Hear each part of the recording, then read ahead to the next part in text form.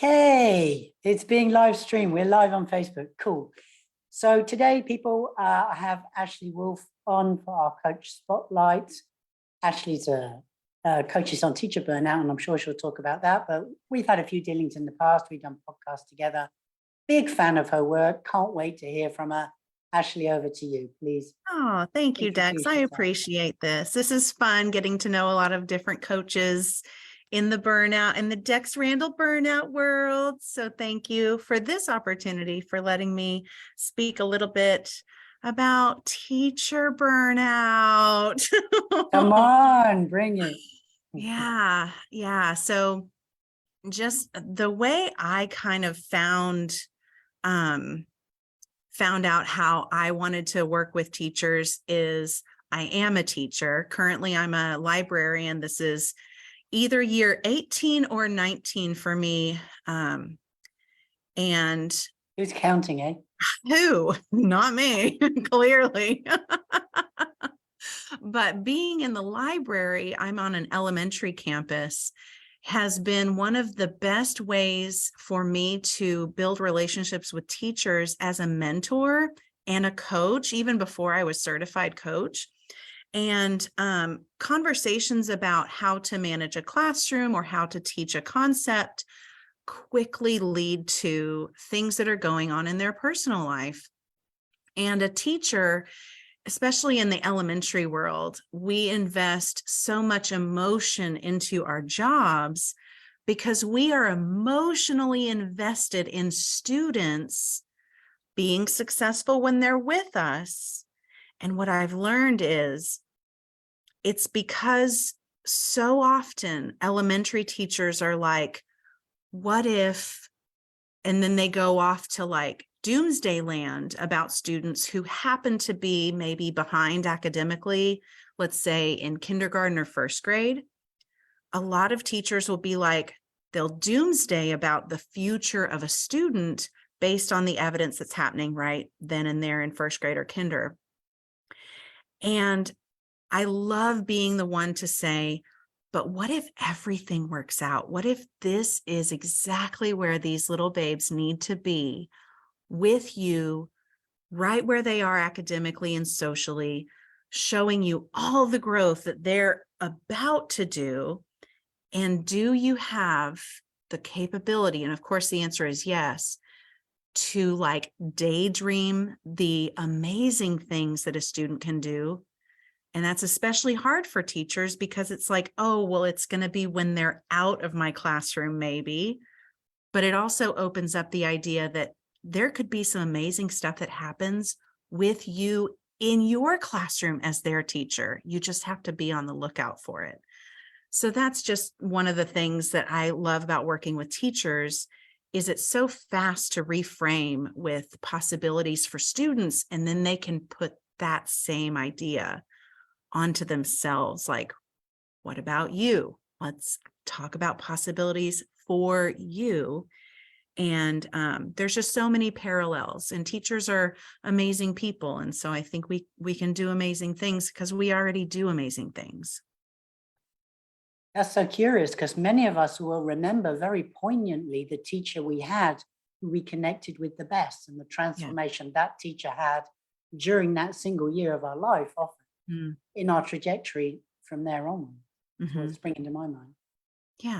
Yeah. We always have that one favorite teacher, and it's never a, the teacher that taught me multiplication or the teacher that taught me adjectives and verbs and nouns. It's like the teacher that loved me, the teacher that saw a light in me, the teacher who was fun, just the simple things. And that's really a lot of my position is like, how much fun can we make our work as a kryptonite to burnout? Like, I think that fun is the kryptonite to burnout. And I think it's the best way to like really blow the top off of overwhelm, burnout. Overstimulation is the one that I'm hearing a lot of new teachers say, like, I'm overstimulated right now. And I'm like, oh, that's a new one. Like, it's just so curious. And being in a room full of kids, is one of the fastest ways to open up yourself to even having fun, and like planning a fun day is being in a room full of kids because they love fun. That's their love language. So it's a great way to approach burnout.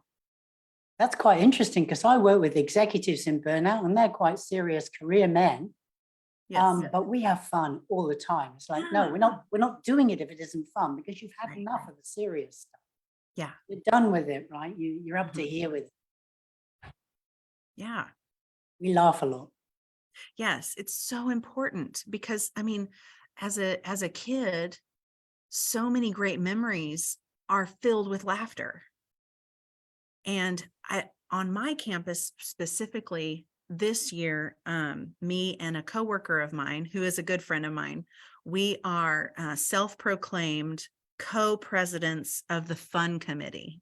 So we formed our fun committee, and all we do, it's very informal. All we do is just once a month, we email out to the teachers and say, hey, let's meet in the teachers lounge for, we'll set up like a really simple dice game or card game, a game that involves the whole group. We're planning on going to like a local brewery to do trivia because they host trivia every Tuesday and they've got food trucks. So we're just putting these things on the schedule, and it's like, come if you want, but the people that come that we're like, hey, I haven't gotten to know you. It's just an opportunity to be together with the people that you work with without having to always talk about the heaviness of work, and just have fun together. Yeah, that plays into my concept of burnout, which is we're very much our own harshest critic. The narrative in our head whilst we're in burnout is relentlessly mean and nasty and negative. Mhm. And so we need some relief from that. And I think about it as a barometer. So we're stuck in stormy. Our Yes. mindset, our inner voice is stuck in stormy. So really, we need to flip it back over into sunny on Mhm. purpose, Mhm. time to time, just to remember that sunny is still out there. Behind the Yeah. clouds, the sun is still there. It is still there. Yeah. And I think this time of year, in the US, it's a lot of testing to see where the kids are, because it's like middle of the year. We've got about 3 months left until the heavy state mandated testing starts. And just today, we had huge tech problems as a district with the electronic tests that the kids are taking. And it's like the whole effing thing had to be shut down. And it's like, see, it's just, this is an opportunity to laugh or cry. Which one are we going to choose? Like, all in all, like the seriousness, like you mentioned earlier, it's like when you really look at it, it's like, okay, there's a lot of things in this life not that serious, but we're told that they are, you know? Yeah, but I mean, next week or next month or next year, you won't even remember they happened. Yeah. Yeah. Yeah. On your deathbed, surely that won't be the thing that sits in your For mind. sure. Oh no, we had a tech test fall out in 2023. Mm-hmm. Yeah. It was a terrible day. It's like, we're not even going to remember. Okay, so share with us. We've got a few minutes. Share with us now. What is your coaching tip that you'd like to share with the listeners in this group? Oh, I really do think it centers on fun. Like there, we can do a positive reframe, but if we can also create some sort of like, how could this be fun? Or this could be fun if, or just even like, if we take curiosity or intrigue and then attach fun onto that, it just helps us, I think, be way more creative, because everyone's going to have a different idea of what fun is. And so if we really hone in on our personal preference of fun, like, so here's a really dark example. So my mother passed away about 1.5 years ago, September of 21. And I'm finally to the point where like, I can actually make some jokes around, because my mother was a jokester, had the best sense of humor. Oh my God, she was the life of the party all the time. And I don't want that to die simply because she's not on earth anymore, right? So I'm getting to the point where I'm like, I'm remembering things from the, the day that she passed away, the things that were leading up to her passing. And I'm like having a chuckle about it myself. So I think like, no matter what your sense of humor is, tapping into the wisdom that fun is for you is, I think, a really, really strong creative force that, like I said earlier, is like the kryptonite to burnout. And if you can share that with other people, oh my gosh, you've got the collective effervescence is in a book that I'm reading right now called The Power of Fun by Catherine Price. And there's a term, collective effervescence, which is just so cool to think about, like a room full of people all in this up energy, like a conference or a seminar. And I think that we can create that in our workplace or in our teams or in our schools. And I think that's powerful. Yeah, it's funny because we could really choose that as one of our adult grown-up behavior hats, couldn't we? Yeah. Yeah. None of this po-face business. Oh, life's too short. Mm-hmm. Yeah. Okay, that's terrific. I love that. I've just written down that book because now I'm going to have to read it. It's great. Because I've heard you talking a lot about fun lately, and it really super resonates for me. We've had enough of the grind. We've really, really done it. Yeah. So what else? We got like a little minute left. What else would you like to share? Anything else on your mind? Just the fact that like when we are connecting with each other, like you mentioned, everything's on Zoom, and it's become so commonplace anymore that like we can really use that to our advantage too. Like connecting with people doesn't always have to be, physical, like in the same room. And we can find those connections with I think sometimes the vulnerability that we're able to share with other people or just be, and then also just having fun with people. One of my fun things for teachers is I created a game called Cards Against Educators. I also created one called Cards Against Coaches, and it is based off of Cards Against Humanity.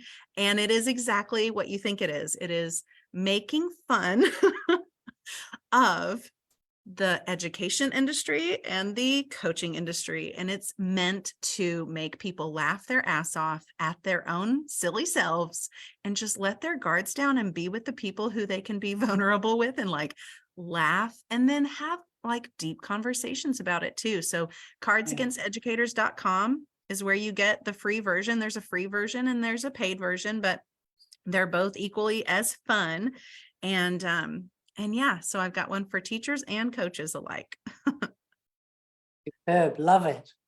Well, thank you so much for coming on. That's the end of it goes by quick, doesn't it? Yes, it does. Coach Spotlight. It's been delightful to share a bit of fun with you. Next time you're back in the classroom, can I join? Yes, absolutely. Let's do that. Let's plan, because then we can really figure out how to get an Aussie in front of these kids. All right. Love your work, Ashley. Thank you for being here today. We're open to referrals, right? One of the reasons we do these coach spotlights is so that we can help you refer to one another should the occasion arise. So I would invite anybody who watches this to also come on and do a coach spotlight yourself and get your own referrals going and network going. All right. Cheers. Thanks, Ashley. Bye.